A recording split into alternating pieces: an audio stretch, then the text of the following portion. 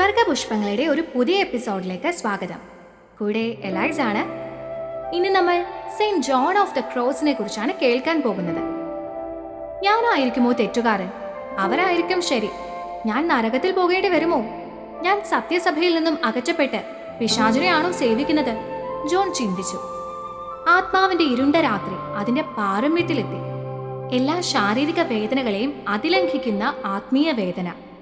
അടുത്ത ദിവസം സ്വർഗാരോപണ തിരുനാളിൽ ബലിയർപ്പിക്കാൻ അനുവാദം നൽകണേ, ജോൺ അധികാരികളോട് യാചിച്ചു. കിട്ടിയ മറുപടി, എന്റെ ജീവിതകാലത്ത് അതുണ്ടാവില്ല എന്നായിരുന്നു. കർമ്മലേത്ത സഭയുടെ നവോത്ഥായകൻ, നിഷ്പാതുക സഭയുടെ സ്ഥാപകരിൽ ഒരാൾ, സ്പാനിഷ് മിസ്റ്റിക്, സഭയുടെ വേദ പാരംഗതരിലൊരാൾ, ഇങ്ങനെ ഒട്ടേറെ വിശേഷണങ്ങളുള്ള പുരുഷന്റെ വിശുദ്ധ യോഹന്നാൻ തന്നെയായിരുന്നു അത്. വിശുദ്ധ ആൽബർട്ട് കർമ്മലേത്ത സഭയ്ക്ക് വേണ്ടി എഴുതിയുണ്ടാക്കിയ നിയമങ്ങൾ യൂജിനിയസ് പാപ്പ 1432 ലഘൂകരിച്ചതിനു ശേഷം കർമ്മലേത്ത സഭാ സമൂഹങ്ങളിലേക്ക് ലോകാരൂപി കടന്നു കയറി. പ്രാർത്ഥനയും പരിഹാരങ്ങളുമൊക്കെ കുറഞ്ഞു വരികയും സുഖലോലുപത കൂടാനും തുടങ്ങി. ഈ കാലഘട്ടത്തിലാണ് ആവിലായിലെ അമ്മ ത്രേസ്യയും പുരുഷന്റെ വിശുദ്ധ യോഹന്നാനും ചേർന്ന് ആവൃത്തികളിൽ ധ്യാനാത്മകത തിരികെ കൊണ്ടുവരാനും കർമ്മലേത്ത സഭയെ നവീകരിക്കാനും തീരുമാനിച്ചത്. അതിന്റെ ഫലമായി കർമ്മലേത്ത സഭ വിഭജിക്കപ്പെട്ട് പാതുക സഭയും നിഷ്പാതുക സഭയും ഉണ്ടായി. ആദ്യത്തെ കൂട്ടർ പഴയപടി തുടരാൻ തീരുമാനിച്ചപ്പോൾ നിഷ്പാതുക സഭക്കാർ വിശുദ്ധ ആൽബർട്ടിന്റെ നിയമം പിന്തുടർന്നു. പുരുഷന്റെ വിശുദ്ധ യോഹന്നാന്റെ ജീവിതം ദൈവത്തോടെ എത്രയും കൂടുതൽ അടുക്കാനുള്ള അശ്രാന്ത പരിശ്രമമായിരുന്നു. ദൈവത്തെ നേടാനും ആഴത്തിൽ ഒന്നാവാനും പൂർണ്ണമായി തന്നെ സമർപ്പിക്കാനും വേണ്ടി സഹനമോ അപമാനങ്ങളോ പരിത്യാഗമോ എന്തും സ്വീകരിക്കാൻ അദ്ദേഹം ഒരുക്കമായിരുന്നു. തന്റെ ജീവിതശൈലി 6 തത്വങ്ങളിൽ അദ്ദേഹം ഒതുക്കി. 1. വായനയിൽ നീ അന്വേഷിക്കുക. ധ്യാനത്തിൽ നീ കണ്ടെത്തുക. 2. പ്രാർത്ഥനയിൽ നീ മുട്ടുക. സമാധിയിൽ നിനക്ക് ഉത്തരം ലഭിക്കും. 3. നിന്റെ ശത്രു ആരെന്നോ മിത്രം ആരാണെന്നോ അധികം ചിന്തിക്കാതിരിക്കുക. 4. എപ്പോഴും ദൈവത്തെ പ്രീതിപ്പെടുത്താൻ ശ്രമിക്കുക. 5. ദൈവം സ്നേഹയോഗ്യനായിരിക്കുന്നത് പോലെ ദൈവത്തെ അധികമായി സ്നേഹിക്കുക. 6. ദൈവം നിനക്ക് തന്നതിനെക്കുറിച്ച് മൗനമായിരിക്കുക. ഏകാന്തതയിൽ ഉറപ്പിക്കപ്പെട്ട വ്യക്തിയായിരുന്നു ജോൺ. 22-ാം വയസ്സ് മുതൽ അദ്ദേഹം ഒറ്റപ്പെടൽ അനുഭവിച്ചു. കൃത്യമായി നിയമം അനുഷ്ഠിക്കുന്നവനും കാർക്കശ്യക്കാരനും ദൃഢചിത്തനുമായതുകൊണ്ട് പലരും ജോണിൽ നിന്ന് അകലം പ്രാപിച്ചു നിന്നു. താൻ ആരുടേതുമല്ല എന്ന ചിന്ത ശക്തിപ്പെട്ടു. പിൽക്കാലത്ത് അദ്ദേഹം അനുഭവിക്കേണ്ടിയിരുന്ന തടവറയുടെ ഏകാന്തതയ്ക്ക് മുൻപിൽ പതറിപ്പോകാതിരിക്കാൻ ഈശോ ജോണിനെ പരിശീലിപ്പിക്കുകയായിരുന്നു.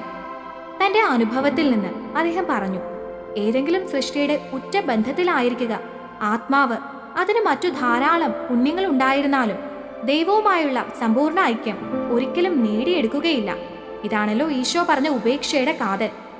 ദൈവഹിതത്തിനെ എതിർക്കാതെ ജോൺ എപ്പോഴും കീഴടങ്ങി. രോഗിയായി കഴിഞ്ഞിരുന്ന ഒരു വൈദികന് ജോൺ ഇങ്ങനെ എഴുതി: എന്റെ പ്രിയ സ്നേഹിത, സുഖപ്പെടുകയാണെങ്കിൽ ചെയ്യാൻ പോകുന്ന കാര്യങ്ങൾ ആസൂത്രണം ചെയ്ത് സ്വയം ക്ഷീണിപ്പിക്കരുത്, സ്വയം വൃഥാവിലാക്കരുത്. പകരം ദൈവം ആഗ്രഹിക്കുന്നിടത്തോളം കാലം രോഗിയായിരിക്കുന്നതിൽ സന്തോഷവാനായിരിക്കുക. ദൈവഹിതം നിറവേറ്റുക എന്നതാണ് താങ്കൾ ലക്ഷ്യം വെച്ചിരിക്കുന്നതെങ്കിൽ രോഗിയായിരിക്കുന്നതോ സൗഖ്യമായിരിക്കുന്നതോ വ്യത്യാസമില്ല. ദൈവം മഹത്വപ്പെടുന്നത് നമ്മുടെ പ്രവർത്തന മികവ് കൊണ്ടല്ല, നാം ദൈവ തിരുമനസ്സിന് സ്വയം സമർപ്പിക്കപ്പെടുന്നതിനാലും തിരുഹിതത്തോട് ഐക്യപ്പെടുന്നതിനാലുമത്രേ. സ്വയം മുറിഞ്ഞുകൊണ്ടും മുറിവുണക്കുന്ന സ്നേഹം. ജോൺ ആവിലായിൽ ആയിരിക്കെ മഠത്തിലെ ഒരു സഹോദരി പട്ടണത്തിലെ ഒരു പ്രമുഖനുമായി വൈകാരിക ബന്ധം പുലർത്തുന്നതറിഞ്ഞു. അതിൽ നിന്ന് പിന്മാറാൻ അവൾ ആഗ്രഹിച്ചിരുന്നു. ജോണുമായുള്ള സംസാരത്തിന് ശേഷം ആ ബന്ധം ഉപേക്ഷിച്ച് തന്റെ വ്രത വാഗ്ദാനത്തിൽ ഉറച്ചു നിൽക്കാൻ ആ സഹോദരി തീരുമാനിച്ചു. ഇതറിഞ്ഞ മറ്റേ മനുഷ്യൻ ജോണിനെ ഇരുട്ടിൽ ആക്രമിച്ചു. കുറേയേറെ മുറിവുകളും നീരും ജോണിന്റെ ശരീരത്തിലുണ്ടായി. ഏറെ വേദന സഹിച്ചെങ്കിലും ഇതിനു പിന്നിൽ ആരൊക്കെയാണെന്ന് ജോൺ ആരോടും പറഞ്ഞില്ല. ചോദിച്ചവരോടൊക്കെ ദൈവസ്നേഹത്തിന് വേണ്ടി അല്പം സഹിക്കുന്നത് നല്ലതാണെന്ന് മാത്രം പറഞ്ഞു. ആ സന്യാസിനെയും മനുഷ്യനെയും അപമാനത്തിൽ നിന്ന് രക്ഷിച്ചു. താൻ അനുഭവിച്ച ആത്മാവിന്റെ ഇരുണ്ട രാത്രികളെ പറ്റി ദൈവം തന്നെ കാണുന്നില്ലെന്നും ഉപേക്ഷിച്ചെന്നും കരുതുന്ന ആത്മാവിന്റെ വേദന ജോൺ ഓഫ് ദ ക്രോസ് തന്റെ കൃതികളിൽ കൂടി പറഞ്ഞിട്ടുണ്ട്. പക്ഷെ ശരീരത്തിൽ സഹിക്കേണ്ടി വന്നതും ഒട്ടും കുറവായിരുന്നില്ല. ചെറുപ്പത്തിൽ അപ്പൻ മരിച്ചതുകൊണ്ട് നന്നേ കഷ്ടപ്പെട്ട് വളർന്ന ജോൺ വൈദിക വിദ്യാർത്ഥിയായിട്ടും കഷ്ടപ്പാടിന് കുറവൊന്നുമില്ലായിരുന്നു. കർത്താവിനോട് ചോദിച്ചു മേടിച്ചുകൊണ്ടിരുന്ന സഹനം എന്ന് പറയുന്നതാണ് കൂടുതൽ ശരി. ഒരു തുണ സഹോദരനാവാനാണ് ജോൺ ആഗ്രഹിച്ചതെങ്കിലും അദ്ദേഹത്തിന്റെ മിടുക്കും ബുദ്ധിയും കണ്ട മേലധികാരികൾ സലമാങ്കയിലെ ഹെർമലൈറ്റ് കോളേജ് ഓഫ് സെന്റ് ആൻഡ്രൂയിൽ ഫിലോസഫിയും തിയോളജിയും പഠിക്കാൻ അയച്ചു. ദാരിദ്ര്യാരൂപി വിട്ടുകളയാൻ ഇഷ്ടമില്ലാതിരുന്ന ജോൺ ചാപ്പലിലെ സക്രാരി കാണാൻ കഴിയുന്ന ജനലുള്ള ഒരു കൊച്ചുമുറിയിൽ താമസിച്ചു. ഒരു പലകപ്പുറത്ത് വൈക്കോലിട്ട് ഒരു മരക്കഷ്ണം തലയിണയായി ഉപയോഗിച്ച് 3 മണിക്കൂറിൽ കുറച്ചുറങ്ങി ജോൺ അവിടെ കഴിഞ്ഞു. പക്ഷേ സുഖാലസരായി കഴിഞ്ഞിരുന്ന സഭാസമൂഹത്തിലെ മറ്റുള്ളവർക്ക് ഈ ജീവിതശൈലി ഒരു ഭീഷണിയായി. ജോണിനെ ചാട്ടവാറിനടിച്ചുകൊണ്ടാണ് അവർ തങ്ങളുടെ വെറുപ്പ് കാണിച്ചത്. ആഴ്ചയിൽ 3 പ്രാവശ്യം ചാട്ടവാർ അടിക്കാനായി മേലധികാരിക്ക് മുൻപിൽ ജോണിന് ഉടുപ്പഴിക്കേണ്ടി വന്നു.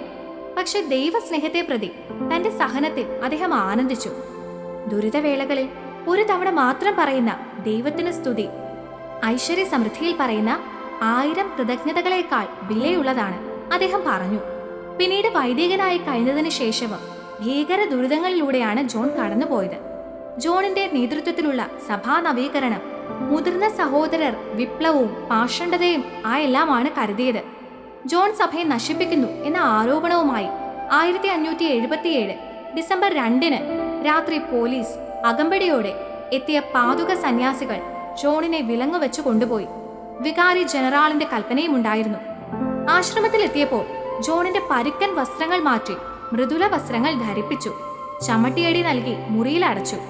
സന്ദർശന മുറിയോട് ചേർന്ന് ആദ്യകാലത്ത് കക്കൂസായി ഉപയോഗിച്ചിരുന്ന ഇടുങ്ങിയ മുറിയിലാണ് പാർപ്പിച്ചത്.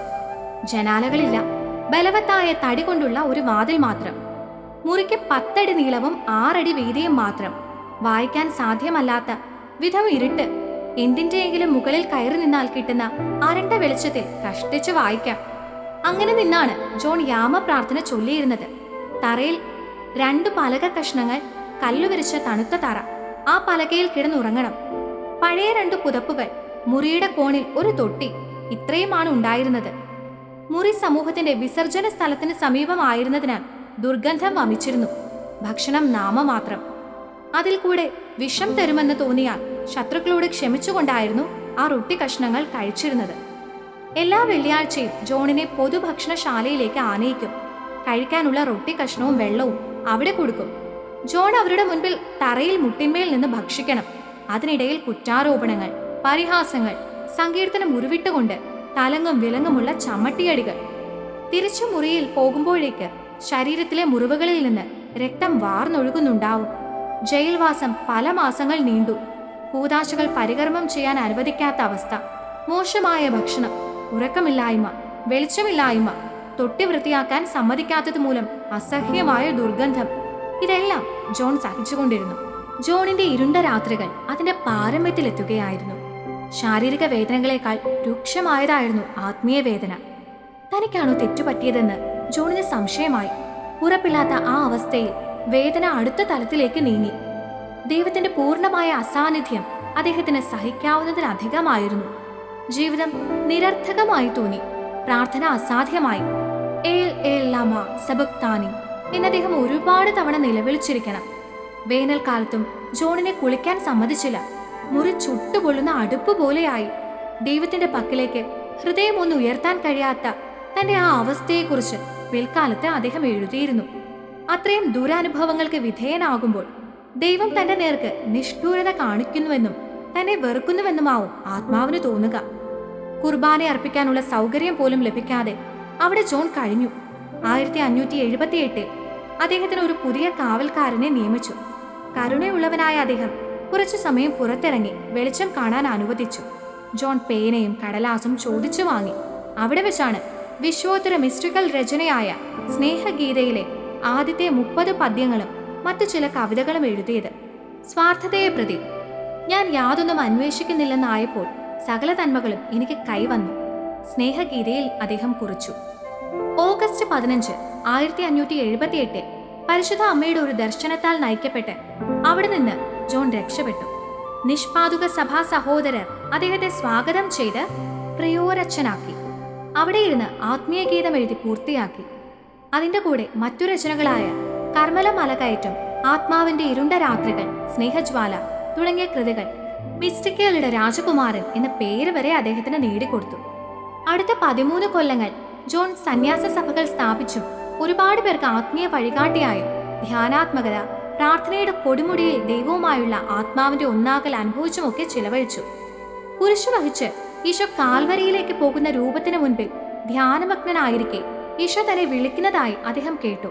ഇതാ ഞാൻ. അദ്ദേഹം പ്രത്യുത്തരിച്ചു. ഈശോ ചോദിച്ചു, നീ സഹിച്ചതിനും പ്രവർത്തിച്ചതിനും ഞാൻ എന്ത് സമ്മാനമാണ് നൽകേണ്ടത്?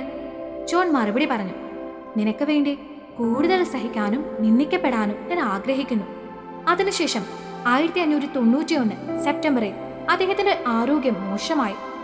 ആരോഗ്യം വീണ്ടെടുക്കാനും വിശ്രമത്തിനുമായി ബൈസയിലുള്ള സന്യാസ സഭയിൽ പോണോ അതോ യുബഡയിൽ പോണോ എന്ന് ജോണിനോട് ചോദിച്ചു. ബൈസയിലെ മഠാധിപതി ജോണിനോട് സൗഹൃദമുള്ളയാളും യുബഡയിലെ മഠാധിപതി ജോണിനോട് വളരെ വിരോധം വെച്ചു പുലർത്തുന്നയാളുമായിരുന്നു. യുബഡയിൽ പോകാനായിരുന്നു ജോണിന്റെ മറുപടി. അവിടെ എത്തിയ ജോണിന് ഏറ്റവും ചെറിയ തണുപ്പുള്ള വൃത്തികേടായ മുറി കിടക്കാൻ കൊടുത്തു. ജോണിനെ സന്ദർശിക്കാൻ ആരെയും അനുവദിച്ചില്ല. കുറച്ച് കാരുണ്യം കാണിച്ച രോഗി ശുശ്രൂഷകനെ പോലും പ്രിയോരച്ചൻ മാറ്റി. സാധാരണ ഭക്ഷണത്തിൽ കവിഞ്ഞ് വേറൊന്നും കൊടുത്തിരുന്നില്ല. ജോണിന്റെ വലതു കാലിൽ വ്രണവും പഴുപ്പുമായി. ഓരോ വ്രണഭാഗവും മരവിപ്പിക്കാതെ മുറിച്ചു നീക്കുകയോ തുറന്നു കളയുകയോ ചെയ്തു. അവിടെയുള്ള 3 മാസത്തെ യാത്രകൾക്ക് ശേഷം തന്റെ അന്ത്യമടുത്തെന്ന് ജോണിന് മനസ്സിലായി. ഡിസംബർ 12 രോഗീലേപനം സ്വീകരിച്ചു. വെള്ളിയാഴ്ച ആയപ്പോൾ തന്നെ പരിചരിച്ചിരുന്ന സഹോദരനോട് ജോൺ പറഞ്ഞു, ഇന്ന് അർദ്ധരാത്രിക്ക് ശേഷം ഞാൻ സ്വർഗത്തിൽ കീർത്തനങ്ങൾ ആലപിക്കുകയായിരിക്കും. ഇതറിഞ്ഞ പ്രിയോരച്ചൻ ഓടി ജോണിന്റെ അടുക്കൽ വന്ന് മുട്ടിൽ നിന്നു. ഒരു ദാക്ഷിണ്യവും കൂടാതെയുള്ള തന്റെ പെരുമാറ്റത്തിന് ക്ഷമാപണം ചെയ്തു. ഞാൻ തികഞ്ഞ സന്തോഷത്തിലാണ് പ്രിയോരച്ച, ജോൺ പറഞ്ഞു. ഞാൻ അർഹിക്കുന്നതിൽ കൂടുതൽ എനിക്ക് ലഭിച്ചു. 1591 ഡിസംബർ 14 ക്ലോക്കിൽ 12 അടിക്കുമ്പോൾ ജോൺ തന്റെ അവസാന വാക്കുകൾ ഉരുവിടുകയായിരുന്നു.